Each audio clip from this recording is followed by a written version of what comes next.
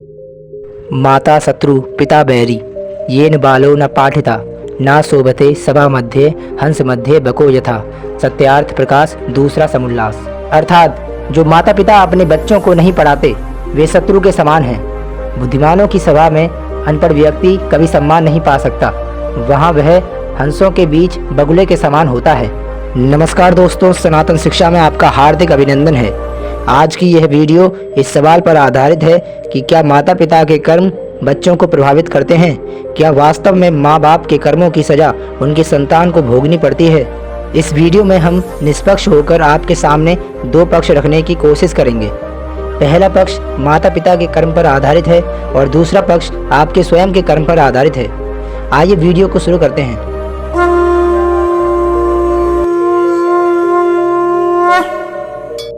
संसार के प्रत्येक प्राणी को अपने तथा पूर्वजों के कर्मों का फल भोगना ही पड़ता है। इससे मुक्ति कभी नहीं मिल सकती। बच्चे अपने माता पिता का अंश होते हैं और उन्हीं का दूसरा रूप माने जाते हैं। उनकी सोच और स्थिति के अनुसार बच्चों का जीवन भी प्रभावित होता है, लेकिन इससे भी कहीं बहुत अधिक हर व्यक्ति का भाग्य और दुर्भाग्य भी अपने पारिवारिक कर्मों से जुड़ा होता है। इसलिए यह संभव है कि कोई मनुष्य अपने कर्म और स्वभाव से अति नेक दिल हो, लेकिन उसकी पारिवारिक परिस्थितियां हमेशा उसे चुनौतियों और दुखों का सामना कराती हों। पूर्वजों के कर्म भी उनकी संतानों के भाग्य को प्रभावित करती हैं। दशरथ जी ने श्रवण कुमार को बाण मारा, जिसके फलस्वरूप माता पिता के श्राप के कारण पुत्र वियोग से मृत्यु का कर्मफल भोगना पड़ा, किंतु इसका परिणाम तो उनके पुत्रों पुत्रवधू समेत पूरे राज परिवार यहाँ तक कि अयोध्या की पूरी जनता को भोगना पड़ा। भगवान राम भगवान होते हुए भी उस कर्मफल से ना तो स्वयं मुक्त हो सके, ना ही अन्य किसी को उससे मुक्त किया। चलिए एक कहानी के माध्यम से इस पूरे प्रकरण को समझते हैं। सुनीता मृत्यु देवता यमराज की पुत्री थी। माता पिता के लाड़ प्यार में वह उद्दंड हो गई थी। वह देखती थी कि उसके पिता पापियों को दंड देते रहते हैं। वह पाप और पुण्य का अंतर नहीं समझती थी, इसलिए खेल खेल में वह किसी के अच्छे कार्य में बाधा डालती और किसी को अकारण मारने लगती। ऐसे उद्दंडतापूर्ण कार्य करके वह बहुत खुश हुआ करती थी। एक दिन सुनीता एक गंधर्व कुमार को, जो अपनी आराधना में योग मुद्रा में बैठा हुआ था, अकारण कोड़े से मारने लगी। गंधर्व कुमार पीड़ा से छटपटाता तो वह खुशी से उछल पड़ती। वह उसे खेल समझती। इस प्रकार की अपनी करतूतें वह अपने पिता को बताती। पिता उसकी इस उद्दंडता को बाल सुलभ खेल समझकर चुप रह जाते। ना तो सुनीता को ऐसा करने से रोकते, ना ही उसे समझाते। बहुत दिनों तक ऐसा चलता रहा। एक दिन फिर उस गंधर्व कुमार को, जब वह पूजा पाठ कर रहा था, सुनीता ने मारना शुरू कर दिया। जब असहनीय हो गया तो उसने क्रोध से शाप दे दिया, तू धर्मराज की बेटी है, तेरा विवाह एक ऋषि पुत्र से होगा, तेरी एक योग्य संतान भी होगी, पर तेरे इन दुष्ट कर्मों का अंश उसमें व्याप्त रहेगा। सुनीता ने यह बात भी अपने पिता को बताई। अब धर्मराज को लगा कि उन्होंने बड़ी भूल कर दी। संतान की आदत और स्वभाव पर ध्यान न देकर उसे भले बुरे का ज्ञान नहीं दिया। फलस्वरूप उसे शाप मिला, पर अब तो समय हाथ से निकल चुका था। बोले, बेटी, निर्दोष तपस्वी को पीटकर तुमने अच्छा काम नहीं किया। समय बीतता गया, कन्या बड़ी हुई तो उसके विवाह की चिंता हुई। उसके शाप को जानकर कोई उससे विवाह नहीं करना चाहता था। कौन उससे पैदा होने वाले पापी पुत्र का पिता बनता? जब कोई उपाय न रहा तो रंभा अप्सरा ने उसे मोहिनी विद्या सिखा दी। अप्सराएं तो इस कार्य में सिद्ध होती थीं। अब सुनीता भी मोहित करने की विद्या में सिद्ध हो गई थी। एक दिन रंभा सुनीता को अपने साथ लेकर वर की खोज में निकली। एक नदी के तट पर उसने अत्रि कुमार अंग को देखा। सुनीता अंग को देखकर उस पर मोहित हो गई। रंभा की माया तथा अपनी मोहिनी विद्या के बल पर उसने अंग को भी मोहित कर लिया। दोनों को एक दूसरे पर आसक्त जानकर रंभा ने दोनों का गंधर्व विवाह करवा दिया, तो दोनों सुखपूर्वक रहने लगे। कुछ दिनों बाद उनका पुत्र हुआ, जिसका नाम वेन रखा गया। वेन अत्रि वंश के अनुरूप ही अपने पिता अंग के समान धार्मिक, सदाचारी तथा राजोचित गुणों से संपन्न था। आचार विचार और व्यवहार में सब उसकी प्रशंसा करते।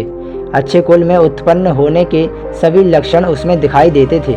पर माँ के एक दुर्गुण के कारण, जिसकी वजह से वह शापित हुई थी, धीरे धीरे वेन में भी वे दुर्गुण प्रकट होने लगे। कुछ नास्तिकों तथा दुष्टों की संगति में वह नास्तिक भी हो गया। ईश्वर, वेद, पुराण, शास्त्र आदि उसे झूठ लगने लगे। यज्ञ, संध्या आदि को वह पाखंड समझने लगा। वह वयस्क हो चुका था। अपने माता पिता का कहना अब वह नहीं मानता था। राजकाज में उसका हस्तक्षेप इतना बढ़ गया कि पिता अंग असहाय हो गए। राजा तो अंग थे, पर आज्ञा वेन की चलती थी। सुनीता समझ रही थी कि उसके संस्कारों का परिणाम इस पुत्र में उतर आया है। उसके हठ तथा उद्दंडता पर किसी का वश नहीं था, सब विवश थे।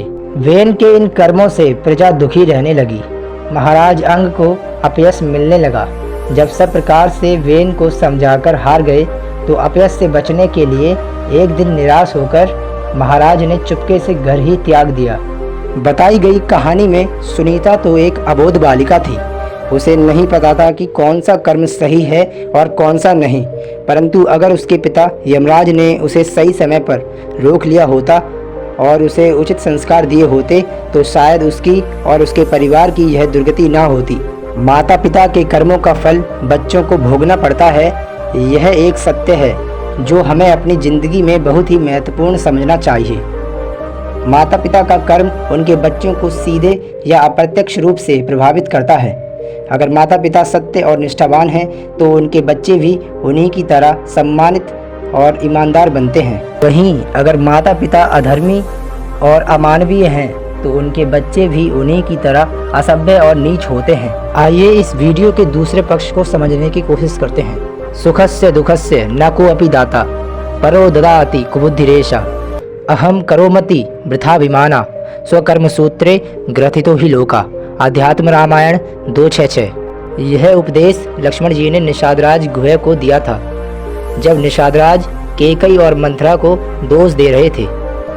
जीवन में सुख दुख किसी अन्य के दिए नहीं होते। कोई दूसरा मुझे सुख देता है यह मानना व्यर्थ है। मुझसे ही लोग सुख पाते हैं यह मानना भी मिथ्याभिमान है। हमारा समस्त जीवन और सृष्टि स्वकर्म के सूत्र में बंधा हुआ है, अर्थात अपने सुख दुख के उत्तरदायी हम स्वयं ही हैं। जो जैसा करता है वैसा ही भरता है। इसमें किसी दूसरे को जिम्मेदार ठहराना गलत है। सब लोग अपने अपने कर्मों की डोरी से बंधे हुए हैं। यह बात तुलसीकृत रामायण में भी आई है। काहू न को सुख दुख करदाता निज कृत कर्म भोग सब भ्राता। अयोध्या कांड 2:92। दोस्तों, हमने आपके समक्ष बड़े सहज रूप से दो पक्ष रखने की कोशिश की है। अब यह आपको तय करना है कि जो आपकी वर्तमान स्थिति है उसका दोष आप स्वयं के कर्मों को देंगे या फिर अपने माता पिता को पूर्ण दोषी ठहराएंगे। आइए इस वीडियो को यहीं पर समाप्त करते हैं। अपना और अपने परिवार के स्वास्थ्य का ख्याल रखें और देखते रहें सनातन शिक्षा, क्योंकि सनातन ही सत्य है। धन्यवाद।